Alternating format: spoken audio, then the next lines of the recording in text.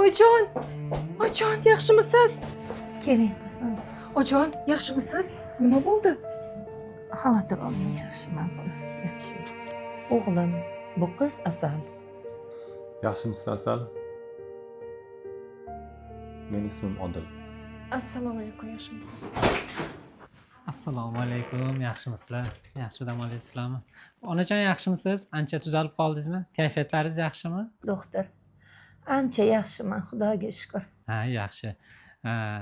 Unday bo'lsa ancha yaxshi. Bular keliningiz bilan o'g'lingiz bo'lsalar kerak-a? Ha, shunaqa.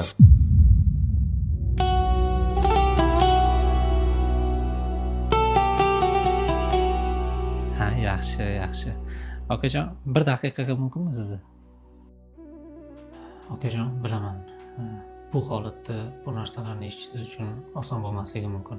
Hammasini boricha gapiring, to'g'ri tushunaman. Bunday bo'lsa, onaxonning ahvollari og'irroq.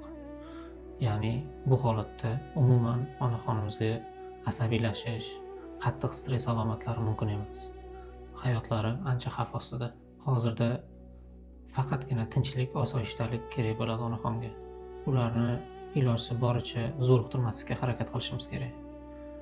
Avvalo, dori-darmondan ko'ra ularga tinchlik kerak deb o'ylayman. Hozir men sizga damlamalar bir ikkitasini yozib beraman. Shu damlamalarni ichirib tursangiz, qolgan hammasi yaxshi bo'lib ketadi. Hamma bergan tavsiyalaringizni xudo xolasa qilamiz. Bergan damlamalaringizni ichiramiz. Siz eng baxtli insonlardan bittasisiz. Sizga havasim keladi. Onangizni asrang. Rahmat.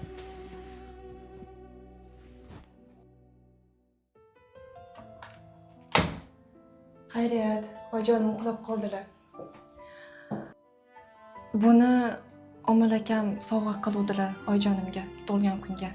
To'yimiz bo'lishi kerak edi. Xabarim bor. Hammasini aytib berdilar.